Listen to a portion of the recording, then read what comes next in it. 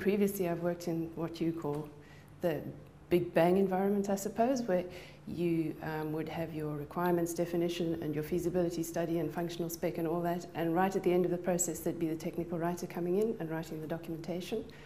And then you tend to push it all out to the customer or the reader all in one go. That's really hard to work in, because by the time you push it all out to the customer, potentially things have already changed, whether that be the requirements or the software itself. Now we tend to work in much smaller chunks, which is much easier and actually much more rewarding. So we might document a small bit and then potentially even push it out to publish it on the wiki immediately.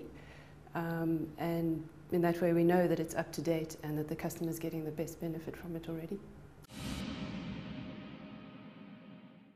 I'd say I spend 8 hours a day on Confluence, which is really great. So that's the wiki, and it fits in really well in an agile environment because unlike other documentation tools, basically you edit the page and hit save and it's published immediately. So it's almost like instant gratification. So that's really great. The other tool I use a lot is Jira. So most of the feature requests for the products come into our Jira bug tracking site, and also bugs and so on, and I monitor the Jira issues for the products that I'm responsible for. And when a Jira issue looks like it might affect the documentation, it kind of gives me early warning about what's going to happen, and yeah, helps me keep agile.